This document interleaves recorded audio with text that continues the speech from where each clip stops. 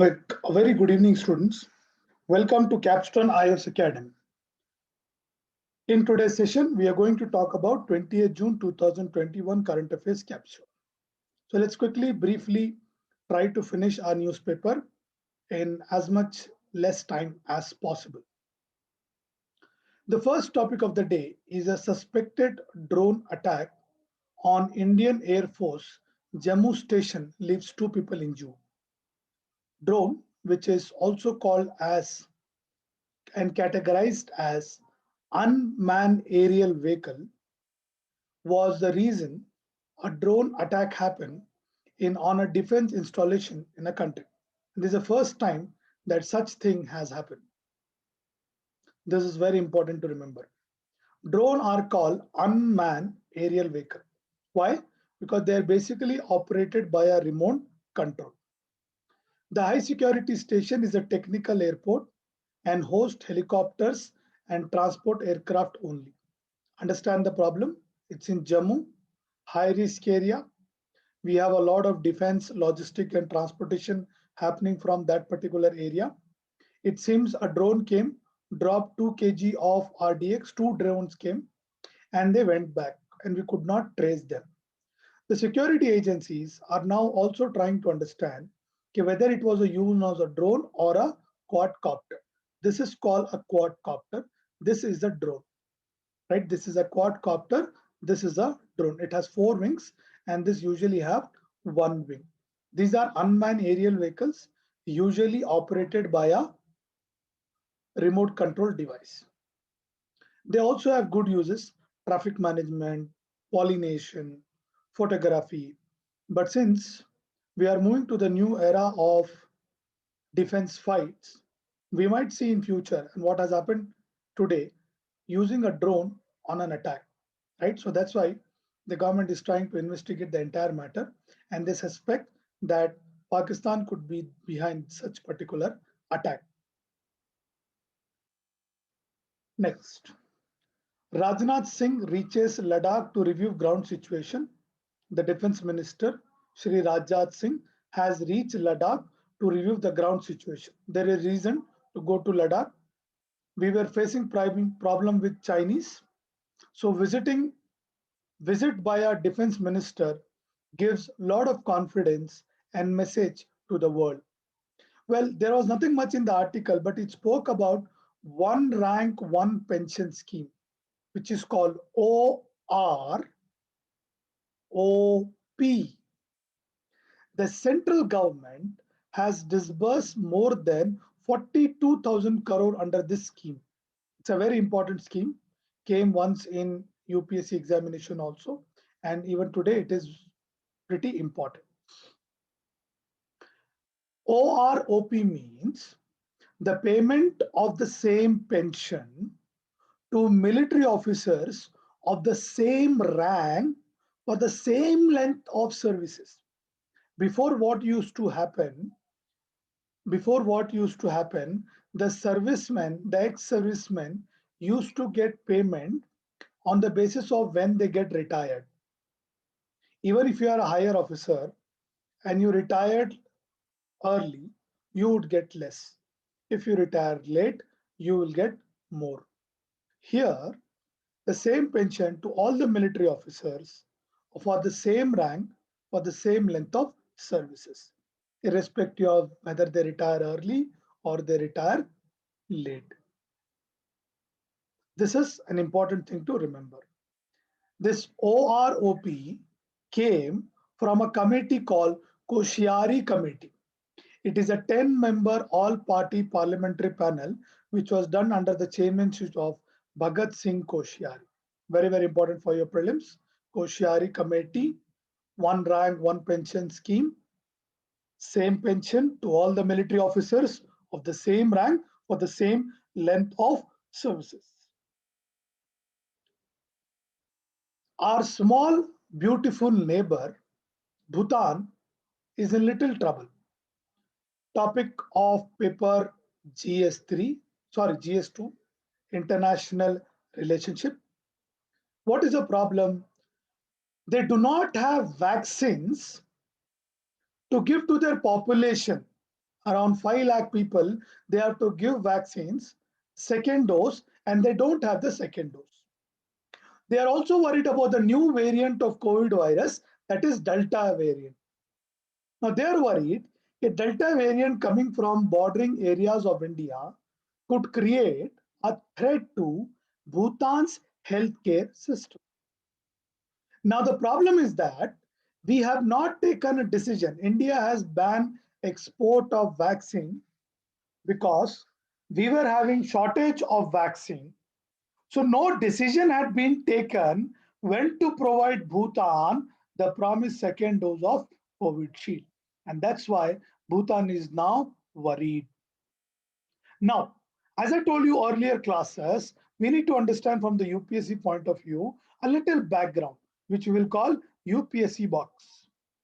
Now, when you look at India and Bhutan, we have been sharing relationship since 1910, and when Bhutan became a protectorate of British India. Not only that, when India declared independence in the year 1947, Bhutan was the first among nations to recognize it. We also share 700 kilometers of border with Bhutan. It's just not about border. We also share very deep cultural link. Guru Padmasambhava, a Buddhist saint, played an influential role in spreading Buddhism between India and Bhutan that time, or basically before both countries were there. Also, we have a bilateral treaty with Bhutan, which is called India-Bhutan Treaty of Peace and Friendship, which was signed in the year 1949. However, Article 2 of the treaty gave India a role in guiding Bhutan foreign policy. India could provide Bhutan with defense export unless and until Bhutan does not use it against in India. Clear? Great. Moving on to the next topic, which is about editorial page. Very small article that comes on the left side. Again, IR topic, GS3. That's our first thing to understand. What is it about? Pakistan has been put on grey list by Financial Action Task Force.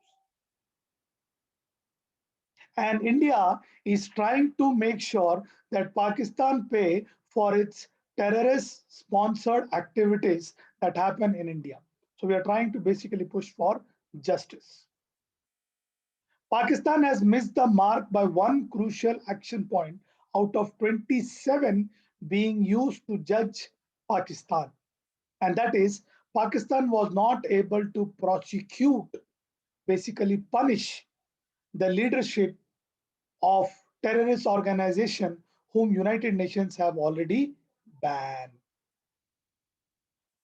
Please understand, Financial Action Task Force works very closely with Union Security Council in listing of the terror groups and evaluates the efforts by the country.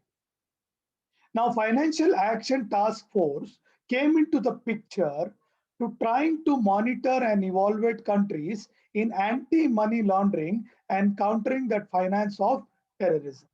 And if any country is not obeying to the protocols of FATF and is not obeying to the protocols of United Nations Security Council, they are brought under grey list.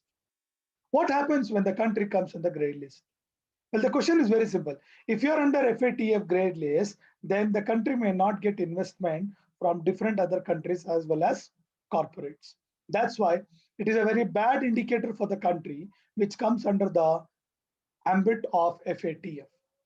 Now, Pakistan have predictably lashed out at India. They are telling that India is lobbying purposely in FATF to keep Pakistan under grey list. However, it doesn't matter to India.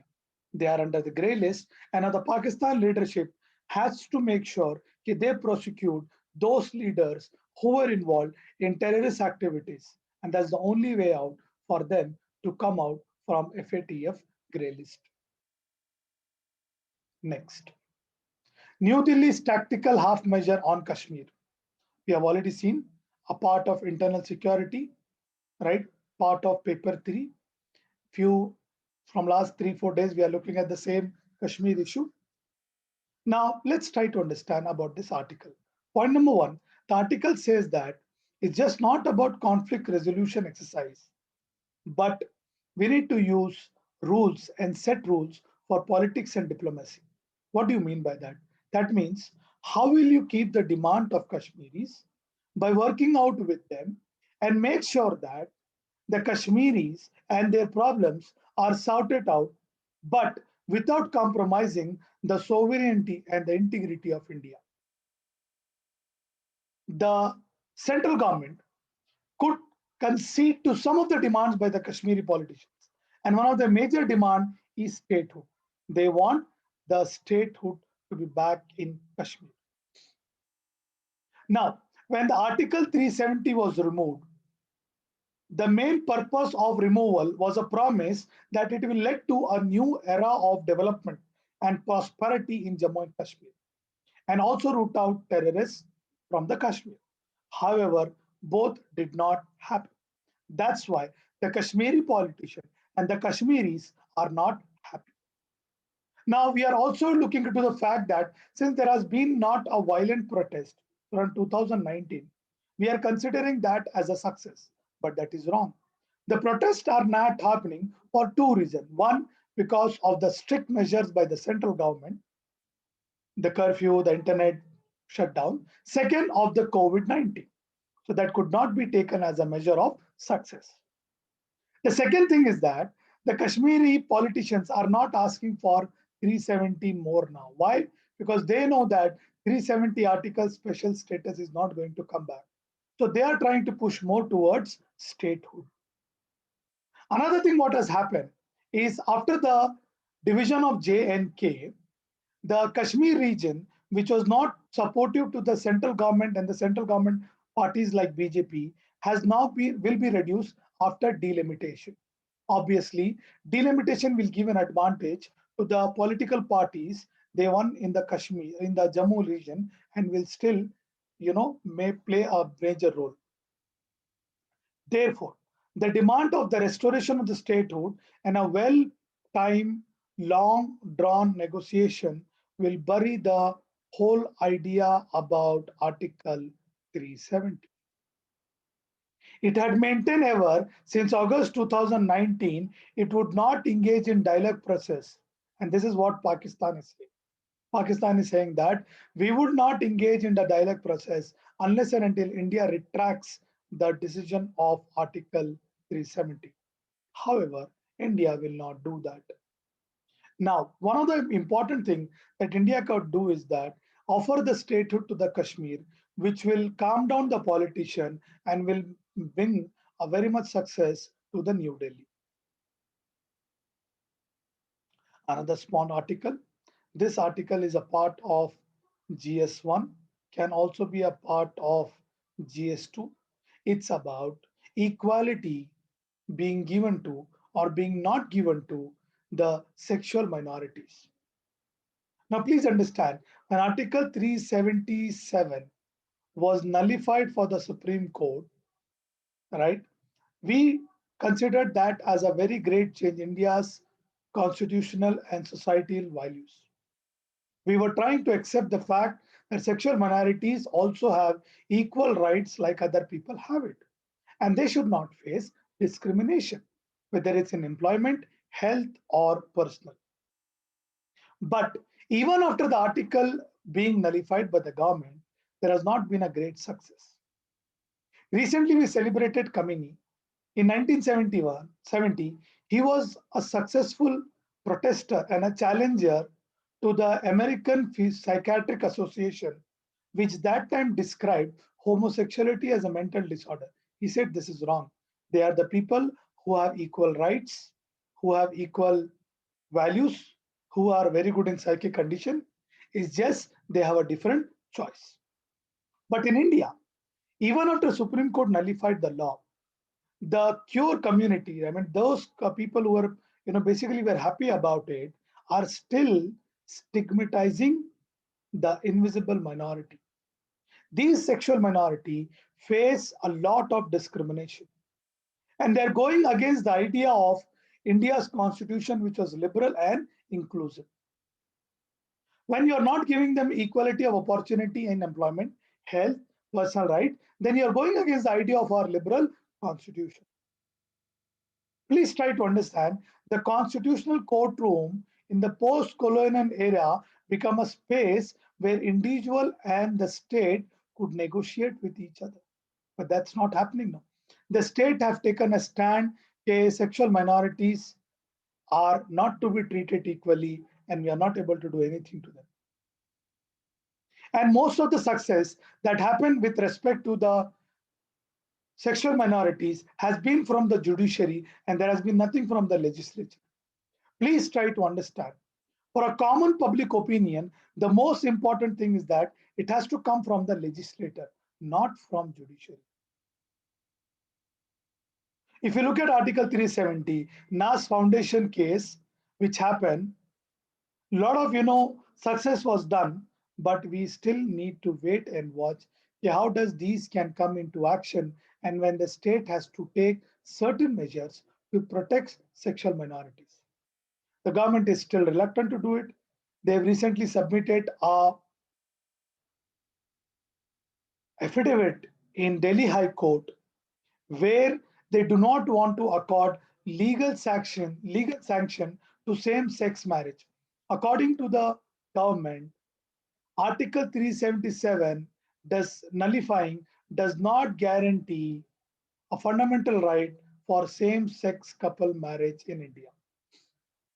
Please understand, Article 377, which was a British era article, offended, guaranteed, enshrined in the Constitution under Article 14.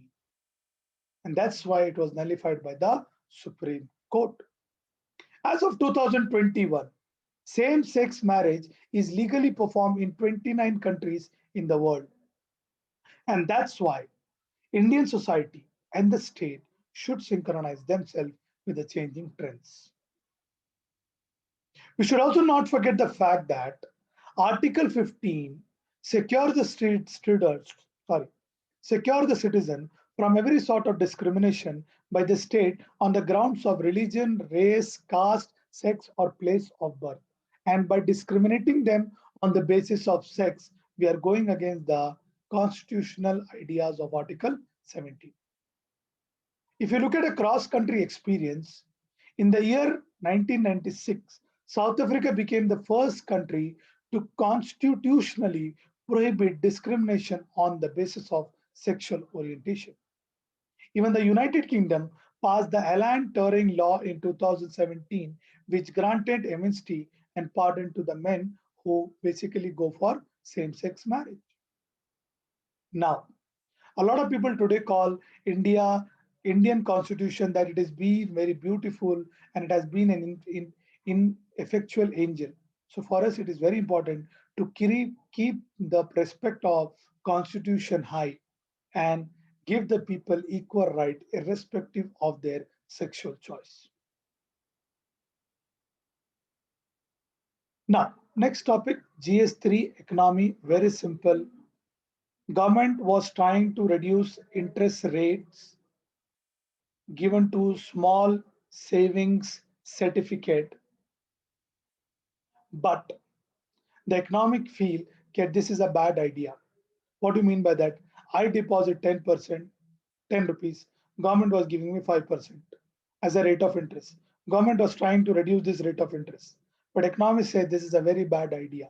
If you give less rate of interest, the people may not borrow money from the government. We need to also understand the fact that retail inflation is already high. People don't have money. Household savings have come down. By reducing the interest rate, it will give a wrong message and will reduce to the income of the people. We need to start finding out better measure rather than giving low rate. And recently what happened, when the government RBI auction GSEC bonds, there were not much buyers. Reason being, government was offering very low rate of interest. That's why there were not much buyers for this government security bonds because Buyers thought that it is not feasible and sustainable to basically lend the government money at so low interest rate. That's all about the article. Thank you for the day. I hope you have enjoyed the video. Please subscribe. Thank you. Goodbye. Take care.